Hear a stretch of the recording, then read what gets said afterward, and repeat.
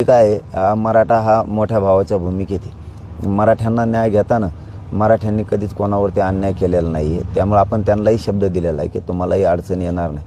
आणि शब्द देण्याचं कारण पण तसंच आहे की ते येवल्याचं एकटं जर सोडलं तर सगळा समाज आपल्यासोबत आहे. मराठा समाजासोबत आहे. ओबीसी बांधव आहे, सगळा समाज आपल्यासोबत आहे. मुस्लिम बांधव पण आहे. आपल्या रस्त्यावर रोखमुळं त्यांनाही अडचण नाही आली पाहिजे याची खबरदारी घ्यायची.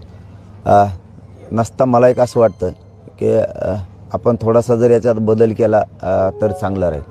की हे मराठा समाजाने हे जास्त करून लक्षात ठेवावं की आपल्याला परीक्षा वाचून एखादी लेखी बाळीचे पेपर राहिला नाही पाहिजे याची खबरदारी आपल्याला सगळ्याला घ्यायची विद्यार्थ्यांची. 24 तारखेचा जो रास्ता रोको आहे त्याच्यात आपण 11 ते 1 असा जर बदल केला तर म्हणजे कोणाला जर पेपरला जायचं असलं तर अडचण येणार नाही. ही एक बदल अवश्य आपण करावा. अर्ध्या घंट्याने काही फरक पडणार नाही आहे. मराठा समाजानं हा बदल करणं अपेक्षित आहे आणि हे आता ऐन वेळेला सांगण्यात आलं आहे. त्यामुळे वेळेला काय ऐन वेळेला सांगितलं काय आणि काय सांगितलं त्या वेळेला काय मागं पुढं आपण करू शकतो. आपल्याला न्याय घ्यायचा तसा दुसऱ्याच्यालाही अडचण नाही आली पाहिजे. कारण हे 5-7 समाजाच्या बांधवांचे पत्र इथे येऊन पडलेले हे समाजाचे आणि हा मोठमोठाला समाज यांनी आपल्याला साथ दिलेली आरक्षणाच्या आंदोलनात. साथ देणारापैकी हे नाही आहेत, यांनी आपल्याला साथ दिलेली यांचंही म्हणणं आहे. म्हणून आपण काय करूया तर 24 तारखेला मराठा समाजाला विशेष माहिती आहे की 24 तारखेला आपण रस्ता रोको आंदोलन करू पूर्ण राज्यभर. 11 ते 1 या वेळेत रस्ता रोको करू आणि त्याच्यानंतर 25 तारखेपासून आपण गावात आपल्या गावात आणि शहरात रस्ता रोकोचं रूपांतर जर धरणे आंदोलनात केलं थोड्या दिवसासाठी तर परीक्षांना आणि यांना त्याला अडचण येणार नाही. असं एक माझं वय 25 पासून म्हणजे 24चा एकच दिवस आपण रस्ता रोको करावा.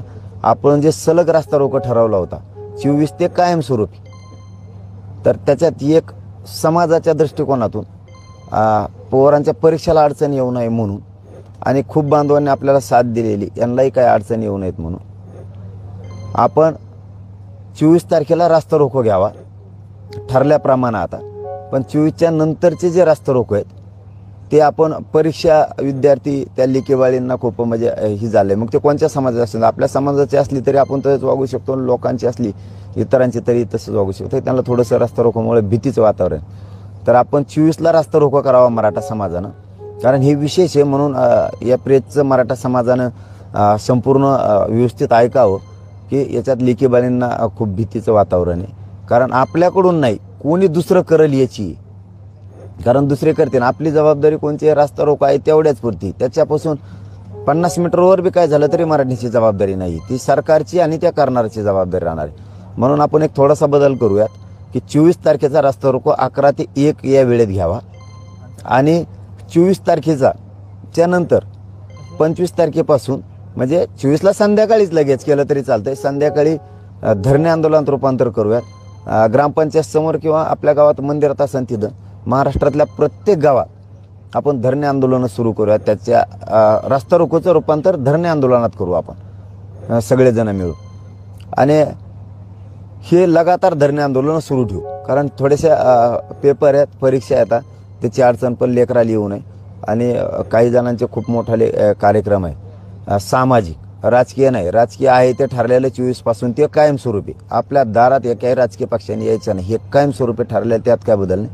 3 तारखेचा रस्ता रोको ठरलेला याच्यात पण काहीच बदल नाही. जो रस्ता रोको ठरलेला आहे तो फायनल, त्याच्यात कसलाच बदल केला जाणार नाही. ताकदीनं 3 मार्चचा रस्ता रोको होणार म्हणजे होणार आणि एकाच वेळी होणार. दुपारी 12च्या दरम्यान राज्यभरात प्रत्येक जिल्ह्याच्या वतीनं राज्यभरात प्रत्येक जिल्ह्यात तो एकाच वेळी एकाच ठिकाणी जे मराठा बांधव जिल्ह्यात ठिकाण निवडून त्या ठिकाणी लाखो मराठाच्या समाजाच्या वतीनं होईल. परंतु थोडंसं यामधल्या काळात जर आपण सगळ्यांनी समजून घेतलं तर एक चांगलं राहील की रस्ता रोको फक्त 24चाच करावा आणि त्यानंतर रस्ता रोकोचं रूपांतर लगेच त्याच दिवशी 24 तारखेलाच संध्याकाळीच धरणे आंदोलन आपण आपल्या गावात बसवू. धरणे आंदोलनाचं स्वरूप असं असावं तेही समजून घ्या. धरणे आंदोलनाचं स्वरूप असं असावं की सकाळी धरणे आंदोलन सुरू झालं की 10 वाजेपर्यंत काही गावातले मुलं मुली तिथं आरक्षणावरती बोलतील. 10च्या आत सरकारचा माणूस कोणी का होईना मग तो ग्रामसेवक असेल, तलाठी असेल, किंवा तो पोलीस बांधव असेल, किंवा तहसीलदार असेल, त्यांनी निवेदन स्वीकारायला यायचं. 10च्या आत, 25च्या नंतर जर 10च्या आत कोणी स्वीकारायला नाही आलं शासनाचा माणूस, तर रास्ता रोको करायचा. तो आला नाही म्हणून रोज निवेदन, धरणे आंदोलन करून द्यायचं. संध्याकाळी पण जे धरणे आंदोलन गावाच्या वतीनं उभा केले, त्या धरणे आंदोलनात गावात पण संध्याकाळी मुलाचे मुलीचे व्याख्यानं कीर्तनसुद्धा तुम्ही ठेवा, मराठा आरक्षणावरती जागृती म्हणून. आपण हे थोडासा बदल या समाजाच्या परीक्षा येतात लेकरांसाठी करतो आहे. काही समाज बांधवांचे काही कार्यक्रम आहेत सामाजिक, त्यांसाठी करतो आहे, कारण तेही आपल्या आंदोलनात उभा आहेत, आपल्या पाठीशी आहेत. त्याच्यासारखे द्वेष करणारे आपण नाही. ते येवल्याचे द्वेष करता, आपण द्वेष करणाऱ्यातले नाहीत. सगळ्या सोयरीच्या अंमलबजावणी तर आपण मिळवणारच. रास्ता रोकोचं आंदोलन केलं काय आणि कोणचं केलं काय, सगळ्या सोयऱ्यांची अंमलबजावणी आपण 100% करणार, त्याच्यात कसली दुमत नाही आहे. हे मी आता तुम्हाला 2च बदल सांगितलेत फक्त, की 24 तारखेला रास्ता रोको होणार, त्यानंतर रास्ता रोकोचं रूपांतर लगेच संध्याकाळीच धरणे आंदोलनात होणार. आपण आपल्या मंदिरात बसा किंवा ग्रामपंचायत समोर धरणे आंदोलन गावाच्या वतीनं जनावरं घेऊन सगळ्या याच्यासह बसा म्हणून. आणि हे आत्ता सांगितलं आहे, परंतु 24ला एकदा रास्ता रोको झाला की 25ला आपण पुन्हा एक अंतर्वालीत बैठक घेऊ. रास्ता रोकोच ठेवायचे का धरणे आंदोलन ठेवायचे, फक्त हे माझ्या वतीनं मी समाजाला सांगितलंय. पुन्हा 25ला तुमचा विचार घेऊन त्याच्यात बदल केला जाईल. 25ला पुन्हा तुम्ही 24च्या रास्ता रोको करून 25ला 12 वाजता पुन्हा बैठकीला या सगळेजण. 25ला 12 वाजता पुन्हा अंतर्वालीत बैठकीला या. आपण काय प्रक्रिया करायची, काय करायचं हे ठरवू. परंतु मला वाटतं समाजाच्या दृष्टिकोनातून आपण मोठा भाऊ आहे, लेकरांचं वाटोळं झालं पाहिजे म्हणून ही योग्य भूमिका राहील आपली, की 24 तारखेला आपण रास्ता रोको करायचा आणि त्याचं रूपांतर लगेच धरणे आंदोलनात आपण आपल्या गावामध्ये ताकदीनं करायचं. सकाळ त्याला निवेदन द्यायचं. जसं रास्ता रोको करून आपण निवेदन सरकारला देणार होतो सगळ्या सोयऱ्यांची अंमलबजावणी करा म्हणून, तसं 10च्या आत निवेदन द्यायचं. जर 10च्या आत एखादा अधिकारी आला नाही तर रास्ता रोको करायचं.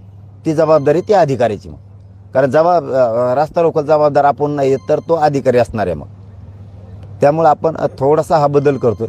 आणि जर काही जणांना हा बदल पटला नसेल, आपल्याच बांधवाला रास्ता रोकोचा बदल आपण धरणे आंदोलनात केला आहे, म्हणजे गावात ग्रामपंचायत समोर, शहरात तहसील समोर किंवा कलेक्टर ऑफिस समोर केला आहे, तर 25ला दुपारी 12 वाजता बैठक ठेवली. त्याच्यामुळं 25ला 12 वाजता सगळ्यांनी पुन्हा अंतर्वालीत आपण यावं. ज्यांना शक्य असेल त्यांनी यावं. शक्यतो सगळ्यांनीच या, म्हणजे आपल्याला पुन्हा एकदा निर्णय घेता येईल. परंतु हा निर्णय समाजाच्या विद्यार्थ्यांच्या, त्या विद्यार्थिनी आहेत, ते लिकेबाळी आहेत, त्यांच्या दृष्टिकोनातून आपण हा निर्णय घेतोय की त्यांच्यात भीती होऊ नये. कारण काही लोक असे आहेत, आपण मराठा समाज शांततेत करतो, पण काही लोक विदूषक आहेत, जाणून बुजून कुठं रस्त्यात जाळपोळ करणार, काही करणार, मग त्या गाड्या पेटणार, हे होणार, ते आंदोलनावर पण येणार आणि त्या विद्यार्थ्यांना बिचारीला सुद्धा त्रास होणार. कारण ती आईबाप सोडून शहराकडे परीक्षेसाठी आलेली असती, ती बिचारी लिकीबाळ भीत असते. कारण बऱ्याचशा जणांचे माझ्याकडे असे निरोप आले, तर म्हणून मी तुमच्यापर्यंत निरोप समाजासमोर मांडले. याचा अर्थ हा काय फायनल नाही आहे, फक्त 25 ते फायनल आहे. 25ला तुम्ही या, त्याच्यानंतर तुमच्या समक्ष आपण त्याच्यात काही तुम्हाला वाटतच असेल मराठा समाजाला तर बदल करू. परंतु 24चाच फक्त रास्ता रोको. 24 नंतर गावागावात धरणे आंदोलन आणि शहरात धरणे आंदोलनाची तयारी आपण 100% करावी. त्याच्यात काय तुम्हाला न विचारल्यामुळं हा जर बदल मी अचानक केला असेल तर 25 तारखेला अंतर्वालीकडे या. या आंदोलनाला धरून हायकोर्टाने निर्देश दिलेले आहेत की मनोज जरांगे आणि मराठा आंदोलक समिती प्रस्तावित आंदोलन कसं करणार आहेत हे माहिती पाहिजे. त्याचबरोबर आंदोलन हिंसक होणार नाही याची जबाबदारी ते घेणार का, राज्यात कायदा सुव्यवस्थेची परिस्थिती निर्माण होणार नाही याची जबाबदारी घेणार का, या सर्व मुद्द्यावर तुम्हाला 26 फेब्रुवारीपर्यंत भूमिका स्पष्ट करायची आहे असा निर्देश दिलेला आहे. नाही, मान्य न्यायालयाच्याबद्दल मी काय बोलणार नाही, कारण त्यांच्या माझ्यापर्यंत आणखीन काहीच आलेलं नाही. न्यायालयाचं अधिकृत माझ्यापर्यंत काहीच आलेलं नाही, त्यामुळे त्याच्यावर अधिकृत बोलणं योग्य राहील. मला अधिकृत माहिती आल्याच्यानंतर न्यायालयाने मला काय निर्देश दिले, सरकारला काय दिलेत, आमच्यात काही जिथं आम्हाला न्यायाची अपेक्षा तिथं आमच्यात काही भेदाभेद झाला आहे का, आम्हाला काही आमच्यावरती अन्याय न्यायालयाकडून झाला आहे का, सरकारला जसंच आम्हालाच दिला आहे न्याय तसंच सरकारला पण दिला आहे का. कारण आम्ही तर तुमच्या माहितीनुसार बोलायचं जर ठरलं तर कुठं उद्रेक होईल का, कुठं जाळपोळ होईल का, याची जबाबदारी कोण घेणार, असा जर आम्हाला प्रश्न असेल तर मान्य न्यायालयाने सरकारला पण तो विचारलेला असणार आहे 100%. कारण आम्ही उद्रेक जाळपोळ मराठी करतच नाही आहेत, आमचं आंदोलन शांततेत, ही जबाबदारी आमची. आम्ही शांततेत करतोय. कोणी कुठं पेटविल काही करेन त्याला ती जबाबदारी आमची नाही, ती सरकारची. आणि सरकारने अधिसूचना काढली तर सरकारने त्याची अंमलबजावणी करावी. सरकारने त्याची अंमलबजावणी करावी. आम्ही शांततेतच नाही, कोणतंच आंदोलन करत नाहीत. मान्य न्यायालयाला आमचा शब्द आहे, आम्ही कोणतंच आंदोलन करत नाहीत. आम्ही जी अधिसूचना सरकारनं काढली, मान्य न्यायालयाने त्यांना निर्देश द्यावेत की ते तुम्ही अधिसूचना काढली त्याची अंमलबजावणी द्या. कारण इथं सरकार आणखीन अस्तित्वात आहे.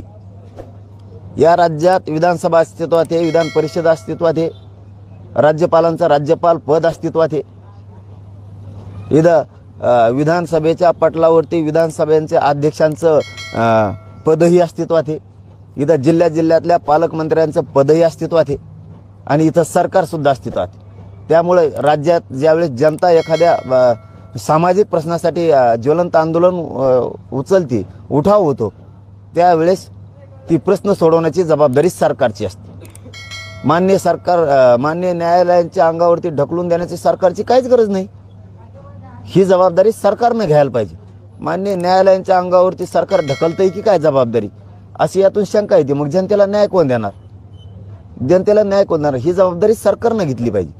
आणि कुठं उद्रेक काय जाळपोळ झाला तर याला आम्ही जबाबदार नाही आहेत, आम्ही शांततेत करतोय. ती सरकारची जबाबदारी, कोण करतंय आणि काय करतंय ती. मान्य न्यायालयाने त्यांनाही तसे निर्देश द्यायला पाहिजेत.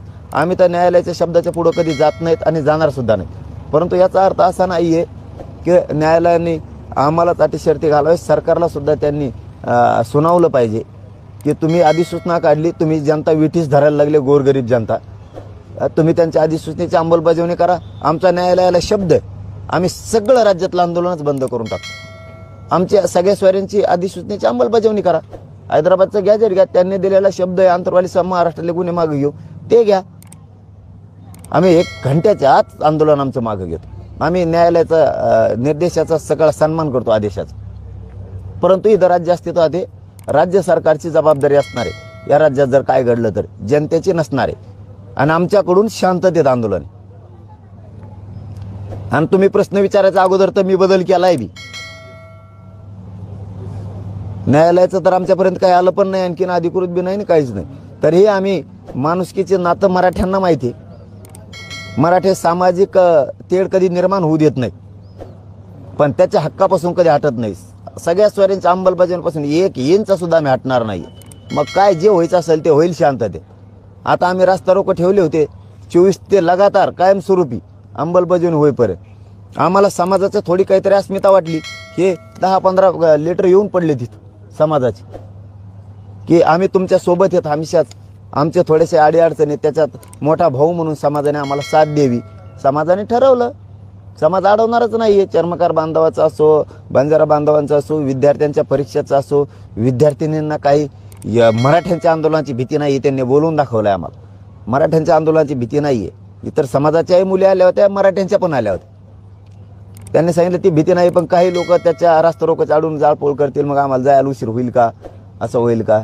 कारण ती लेकी बाळी बिचारे भीत असतात. म्हणून मराठा समाजच आम्हीच शाण्याची भूमिका हे राज्य चालवण्यासाठी घेतोय की 24 तारखेचा रास्ता रोको होणार, 11 ते 1 होईल.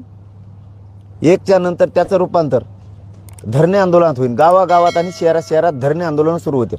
आपण आपल्या ग्रामपंचायत समोर होतील किंवा मंदिरात ज्यांच्या ठिकाणानुसार तिथं होतील.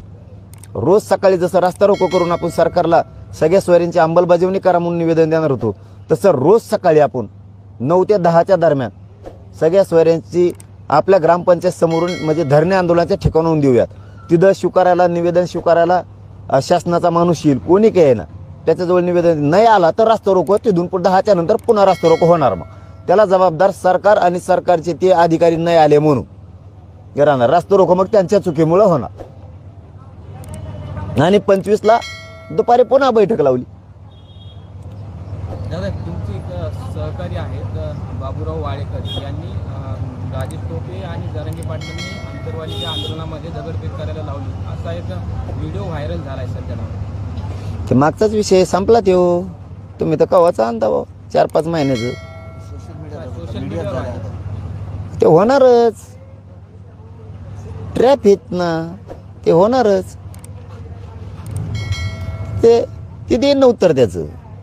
त्याचं उत्तर तेव देईन ना, कसा झाला काय झाला घेतील ना त्याच्याकडून उत्तर. त्याला माहीत होतं कसं होतं काय होतं ते होईलच ना ऑटोमॅटिक. कसं माहीत होतं काय होतं त्याला माहीत होतं तर मग त्यालाच कोणी करायला लावलं काय, त्याचे कोणी नेत्याने एखाद्या माहीत असून मग त्यावेळेस का नाही सांगितलं पोलिसांना असं असं घडणार आहे, इतक्या दिवस का दम काढला, त्याच्याच नेत्याने करायला लावलं असेल. मग नसता हे मराठ्यांचे लोक गुतवायचे असते त्याला, असं काही सांगितलं असेल तिकडून वरून.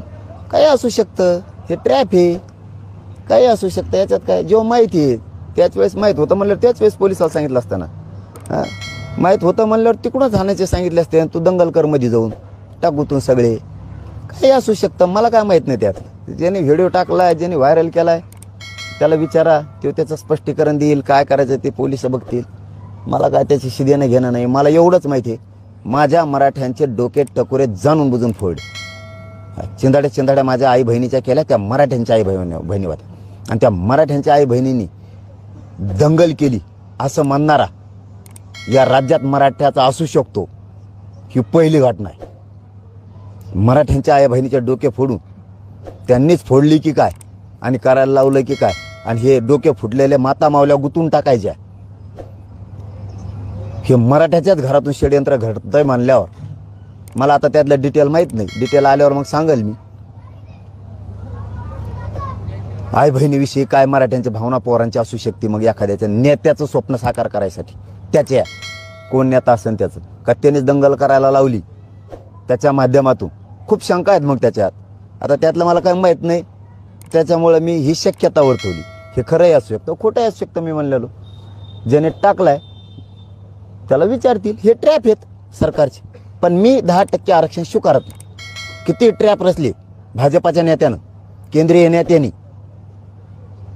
केंद्रीय मंत्र्यांनी, त्यांनी किती ट्रॅप रचले ना त्या केंद्रीय नेत्यांनी, तरी पठ्ठ्या तुला म्हणा 10% मी स्वीकारतच नाही.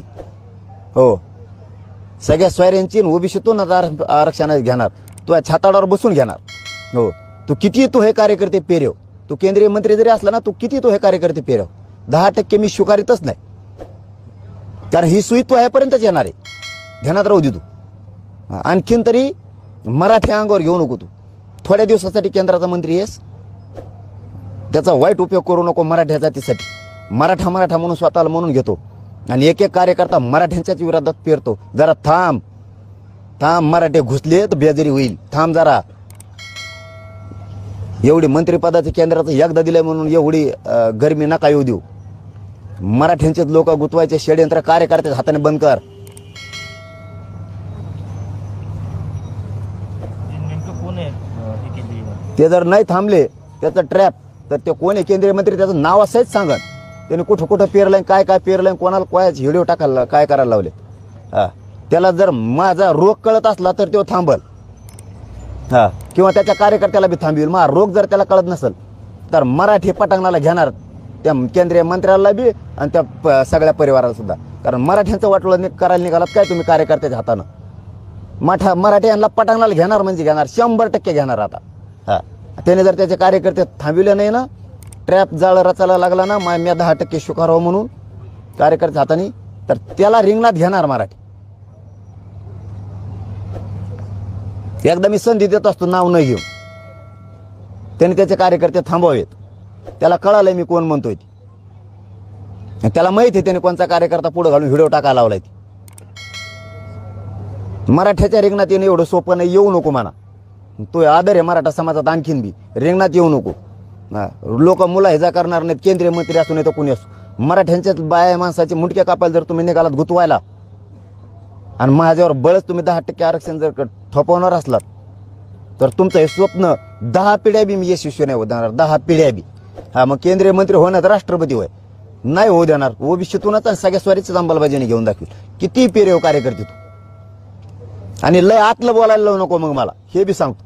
मला आतलं बी माहिती आहे सगळं. मग कार्यकर्त्यांपासून तुझं सुद्धा सगळं.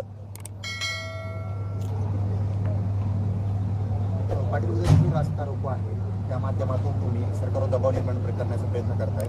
मात्र सरकारकडून सुद्धा तुम्ही म्हटल्याप्रमाणे आता षडयंत्र रचलं जातंय, तुम्हाला कुठेतरी बदनाम करण्याचा प्रयत्न केला जातो किंवा काही लोकांना पेरलं जातंय. याचा परिणाम कुठेतरी उद्याच्या रस्ता रोको होऊ शकतो. हे आम्ही सगळे मराठी एकीकून आहे, आमच्यावर परिणाम काय होत नसतो. सगळे मराठी एकीकून आहेत. किती दबाव किती काही केलं मराठी रस्त्यावर उतरणार फक्त मायामुळे शांत आहेत. नाही ते यांना एका दणक्यात नीट करते ना मराठी. खोटं नाही बोलत मी तुम्हाला, मीडियासमोर बोलतो. एका दणक्यात नीट करते ना यांना सगळ्या त्यांच्या नेत्यासहित. फक्त मी सांगतो शांततेत. हा नाही तर फिरणं सुद्धा मुश्किल होईल. हा कारण तुम्ही मराठ्यांच्या लोकांच्या विरोधात. माझी एक प्रामाणिक इच्छा आहे, अरे आपण मराठ्याचे, आपण काय बोलतो याचं तर भान ठेवा. वैयक्तिक मतभेद महाराष्ट्रभर असू शकतात एकमेकाची. ही वेळ आपलेच लोक गुतवण्याची, आपल्याच लोकांना बदनाम करण्याची ही वेळ आहे कधी. त्या आई बहिणीला मार लागलेला आहे बहिणीला तुमच्या आई बहिणीत बघा ना, जमत नाही का? तुमच्या आई बहिणीला मार लागलेला असल्यावर समाज जर असं म्हणला जमन का तुम्हाला? निघन का दम? काय बोलाता याचं तर भान पाहिजे तुम्हाला. आणि नेत्याला खुश करण्यासाठी एवढं चिल्लर काम. बीड जात पुरी गुतवायची, जात नेत्याला खुश करायसाठी पुरी जात गुतायची. आणि मग त्या जातीच आहेत का तुम्ही? तुमच्यापेक्षा ते इतर परवडले मग. आणि आरोप करणारे मागचे बघितले तुम्ही कोण आहेत? बाबा बाबा बाबा, एकाची हिस्ट्री निघाली बलात्कारी, दुसऱ्याची सकाळ रती कळली मला. ते तर थू म्हणणं सुद्धा बेकार आहे. म्हणजे ते सुद्धा पवित्र आहे बा, थू म्हणणं नाही का ते सुद्धा. काय सरकारने ट्रॅप रचलेत. लढणारा माणूस थांबत नसला त्याला बदनाम केलं जात. आणि माझी निष्ठा माझ्या जातीशी असल्या बदनामी फिदनामीला भेट नाही. कारण मी समाजाला काहीच वाईट केलं नाही, दिलंच आणि आणखीन देणार. यांची काय पोटजळी मला माहीत, पण ज्याच्या त्याच्या नेत्याने ज्याच्या त्याच्या कार्यकर्त्याला मराठा म्हणून थांबवावं. ट्रॅप यशस्वी होणार नाही, होऊ सुद्धा दिला जाणार नाही. उलट नाविलाज होईल. मग मराठी तुम्हाला मग रिंगणात घेणार तुमच्या नेत्याला. हा त्याला नाविलाज आहे आमचा. तुम्ही मराठीचे मुद्दे पाडायला निघाल्यावर तुमचा कोण विचार करणार आहे? तुमचा कोण नाही विचार करणार. आणि ज्यावेळेस वेळ येईल ना त्यावेळेस कळत असतं. असंच त्या बोला बी वाटलं होतं. सरकार माया मागं आहे, मग कोण काय करीन. आता मीडिया माझ्यासाठी उपलब्ध करून दिली, मी कच बोलणं. आता त्याच्या ध्यानात न राहिला आपल्या मागं बी अंधारे बुडा खाली म्हणून. जेव्हा त्याचा बुडा खालचा अंधार निघाला, बलात्कार केलेले हेन तेन, तेव्हा म्हणला अयो आता काय हुंब झाली. मग तुला वाटलं होय नुसतं आम्हाला बदनाम केलेलं ऐकायला येईल आणि तू तसंच झाकून ठेवते. मराठीत दुसऱ्या आरोपातच झाले. मराठीने गपागपाच बाहेर काढले सगळं. इतके भयानक पेपरचे त्याचे कातरण टाकलेले ते वाचू सुद्धा वाटत नाहीत. इतके भयानक आहेत यांचे कारनामे. तसं प्रत्येकाच्या पाठीमागे अंधार असतो. तुम्ही नेत्याचं ऐकून अमुक टाकतान, तुम्ही मीडियात बोलतान, सोशल मीडियावर बोलताल, त्याला खुश करायचा प्रयत्न करतान. इकडून शांतता आहे म्हणून तुम्हाला वाटतंय धकलं आपलं कोणी काही करू शकत नाही. इकडून मी शांतता राहा म्हणतोय. तुम्ही व्हिडिओ टाकणार, अंधार प्रत्येकाच्या खाली असतो. कशा निमित्ताने, कशाच्या म्हणतो मी तुम्हाला. वैयक्तिक लांबपर्यंत कुंकड बी पाहुण्या रावळ्यात गावाकडं कुंकड बी असतोच अंधार. हा मग ते सगळं निघत असतं. आणि मग माणसाला वाटतं उगाच आपण याच्यात पडलो. जसं ते याला वाटलं की आपला बलात्कारापर्यंत लोक जातीला माहीत नव्हतं. मग लोक मराठी जातीला कापायला निघालो. मराठी जात तो या बुडापर्यंत जाणार. तो मूळ जाळ शोधून आणणार म्हणजे आणणार. मूळ जाळ शोधून. आणि प्रत्येकाच्या मुळ्या जाळीत काही ना काहीतरी असतंच. हा त्यामुळं दुसऱ्याचे वाश्य मोजू नये. जात मारासाठी तुम्हाला मिळून थोडेफार पैसे मिळतील. एखादबार गाडी गोडी फिरायला देते, गळ्यात हात टाकून हिंडते. उपकार प्रत्येकावर असते. तर त्या उपकारासाठी जातीच्या मुंडक्यावर पाय नसतो द्यायचा. त्या उपकारासाठी उपकार भाग हा वेगळा, मित्रत्व भाग हा वेगळा, आणि जात ही भाग खूप वेगळा आहे. मित्रत्वासाठी एखाद्या बार उपकार केलाय म्हणून काय जातीचं मुंडक, जातीला काय औषध पाहिजे तर काय? असं नसतं. प्रत्येकाच्या मागं काय ना काहीतरी असतं. प्रत्येकाच्या, त्यात कोणाला सुट्टी नाही. उद्या राज्यभरात रास्ता रोको होणार आहे, मात्र तुम्ही कुठं असणार? तुम्ही देखील त्या रास्ता रोकोमध्ये सामील होणार आहे का तुम्ही इथेच बसून आमरण उपोषण? आमच्या अंतरवालीत बी रास्ता रोको होणार आहे. मग नाही आमच्या गावात होईल, तिथं गावकऱ्यांनी ठरलेलं असेल. तिथं इथं गावाचं आंदोलन ठरलेलं आहे ना. तुम्ही त्यात सहभागी होणार? चलत हळूहळू जाऊन बसन ना तिथं. मला चालता येणार नाही पण बहुतेक गावकरी आहेत ना. मी तर सगळ्या राज्यातच आहेत, मी कुठं नाही, मी सगळ्या राज्यातच आहे. फक्त लेकी बाळींसाठी परीक्षासाठी काही समाज बांधवांनी मराठ्यांच्या आरक्षणासाठी खूप खस्ता खाल्लेलं साथ दिली जाते बांधवांनी, त्याच्यासाठी फक्त थोडा बदल केला, आम्ही काही केलं नाही. निवेदन रोज देणार, फक्त धरणे आंदोलनाच्या माध्यमातून देणार आहेत, रास्ता रोकोच्या माध्यमातून देणार. तर नाही आले स्वीकारायला तर रास्ता रोको करणार. मग सरकारची ते रास्ता रोको, मग ती जबाबदारी त्यांची. ते येणार नाहीत म्हणलं आम्ही निवेदन कोण स्वीकारणार. धरणे आंदोलनात सकाळ संध्याकाळ 2 टाईम कार्यक्रम घ्या, म्हणजे गावकऱ्यांना बी आरक्षणाबद्दलची माहिती मिळते. आपलेही लेकरं हुशार होतात, आपलेही लेकरं भाषण शिकतात, शिवचरित्र शिकतात, मुलं मुली बी देत चालतील, अडीअडचणी कमी येतील. पेपरच्या काळात विद्यार्थ्यांना बी अभ्यासाला यायला त्याला त्रास होणार नाही. उशीर झाला तरी ट्रॉफिकमुळं मागं पुढं त्यांनाही काही निर्माण होणार नाही. काही विदूषक लोक आहेत, जाणून बुजून मधीच कुठं ट्रॉफिक जाळपोळ करून पॅक करतील, मुलं मुली एखाद दिवस तिकडेच राहतील, काय होऊ शकतं. त्यामुळे उद्याचा रास्ता रोको फायनल 11 ते 1 होणार म्हणजे होणार. राज्यातल्या प्रत्येक गावात 1च्या नंतर त्याचं रूपांतर लगेच धरणे आंदोलनात. आपण आपल्या गावात ग्रामपंचायत समोर मोठ्याला धरणे आंदोलनं करायचे, जनावरं ढोरं सगळं घेऊन 10 वाजायच्या आत निवेदन द्यायचं. धरणे आंदोलन आपलं कायमस्वरूपी सुरू, रात्रंदिवस. गावकरी तिथं संध्याकाळी काय कीर्तन ठेवतील, काही व्याख्यान ठेवतील, गावातले मुलं काही मार्गदर्शन करतील, असे स्वरूप चालून द्यायचे. पण 3 मार्चचं रास्ता रोको होणार म्हणजे होणार, आणि इतका ताकदीचा होणार की खूप ताकदीचा होणार. म्हणजे जनावरं बैलगाडी घेऊन धरणे आंदोलनात सामील व्हा असं आव्हान आहे. हो, सगळे आपण आपले. पाटील तुम्ही म्हटल्याप्रमाणे मुलांना मुलींना शिकायला मिळेल, शिक्षण करतील, नेतृत्व घडेल. म्हणजे हा तुमचा रास्ता रोको म्हणजे नेतृत्व घडवण्याचा कार्यक्रम आहे का? नाही नाही नाही, मार्गदर्शन सुद्धा गरजेचं आहे. तेच नेतृत्व मार्गदर्शन सगळं. काय लेकरं आरक्षण शिकतात, शिकवतात, ज्यांना माहीत आहे त्यांना आणखीन जास्तीचं मार्गदर्शन करतात. लेकरं बिले हुशार आहेत आजकाल. ते मुलं मुलींचं त्यांच्यातलं स्किल म्हणून आपण बाहेर येतं, किती हुशारी बाहेर येते ते लेकरांची, दबून राहत नाही आहे. मुलं मुली भाषणं करतात संध्याकाळी, लक्षात येऊन जातं आपले लेकरंसुद्धा हुशार आहेत. आरक्षणाच्या माध्यमातून काय केलं पाहिजे काय नाही. आणि मुलं हे मुलं असतात, विद्यार्थी असतात, त्याच्यात जात नसते. प्रत्येकाला कोणाच्या लेकराचं पेपर घ्यायला नाही पाहिजे, त्याचं वर्ष वायाला जाईल, वर्ष वायाला जाईल. मग ते मराठ्यांचं असलं तर किती वाईट वाटेल, आणि इतराचं असलं तरी किती वाईट वाटेल. त्यामुळं लेकरं हे आपण जातीत नाही तोलायचे. त्यामुळंही आणि खूप सामाजिक कार्यक्रम आहेत, राजकीय तर विषयच नाही आहे. 24 त्यांनी आपल्या दारात यायचंच नाही, ते तर फायनल आहे. बाकी काहीच बदल नाही केलेला, बाकी कसलाच बदल नाही. 24लाच फक्त रास्ता रोको आहे ठरल्याप्रमाणे. त्याच्यानंतर 1च्या नंतर दुपारी लगेच 24लाच, 25ला बी नाही, लगेच 24ला संध्याकाळी धरणे आंदोलनं सुरू आपण आपल्या गावात. आणि 25ला दुपारी 12 वाजता पुन्हा एकदा बैठक लावली. थोडा पुन्हा यायला समाजाला त्रास होईल, त्याबद्दल दिलगिरी व्यक्त करतो समाजाची. पण यावं, कारण पुढची दिशा ठरवणं गरजेचं आहे.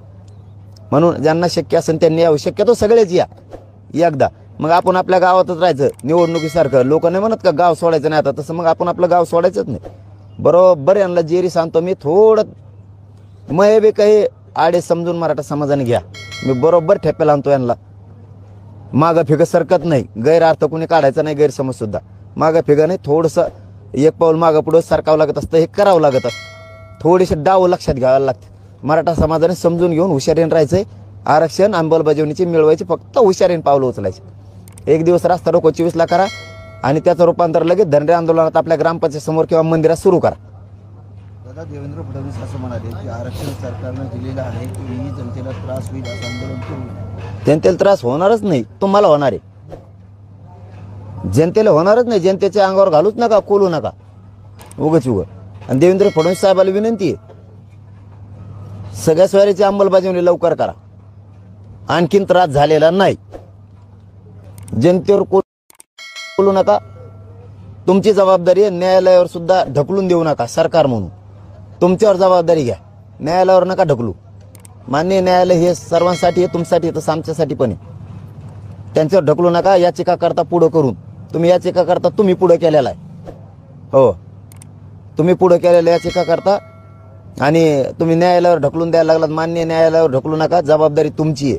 तुम्ही स्वीकारा आणि अंमलबजावणी करा. तुम्हाला त्रास द्यायची आमची इच्छा नाही आहे. आम्ही उद्या आंदोलन बंद करतो, अंमलबजावणी करून टाका. बोलल्याप्रमाणे गुन्हे ते सगळे मागे घ्या, हैदराबादचं गॅजेट घ्या. चंद्रकांत पाटील असं म्हणाले की सगळी सोयऱ्याबाबत कायदेशीर प्रक्रिया पूर्ण करावीच लागेल. याबाबत शंका असेल तर जरांगे पाटलांनी त्यांच्या बाजूने कायदेतज्ञ द्यावेत आणि त्यांनी शासनाशी चर्चा करावी. यातून असलेले सर्व गैरसमज दूर होतील असे आवाहन चंद्रकांत पाटील यांनी केले. चंद्रकांत दादाला आव्हान, या उद्या सकाळी चर्चेला तयार आहेत आम्ही. या चर्चेला अंतर्वालीत तयार आहेत आम्ही. 1 तारखेला ते यायचेच आहे ना तुम्हाला, मुख्यमंत्र्यासह उपमुख्यमंत्र्यासह दादा अंतर्वालीत. तुम्हाला सगळ्याला यावंच लागणार आहे. मराठा समाज वाट बघतो इकडं. आता आमच्या सगळ्या म्हाताऱ्या माणसं तुम्हाला प्रश्न थोडंसं सांगणार आहेत की आमच्या नातवाला द्या म्हणून. या त्या मायबाप म्हातारा समाज आहे, तुमच्याशी चर्चा करणार आहेत सगळे. राज्य सरकारशी, विरोधी आमदारांशी तुम्हाला काय सांगणार आहेत. अंमलबजावणी करा हे निवेदन तुम्हाला देणार आहेत. या निवेदन घ्यायला मायबाप आहे, वडीलधारी मंडळ म्हणजे मायबाप आहे. त्यांच्या भेटीला या, त्यांच्या दर्शनाला या. निवडणुकीच्या दिवशी दर्शनाला येता का फक्त, अगोदरच्या दिवशी बी या. वयोवृद्धात देव असतो. चलो, धन्यवाद.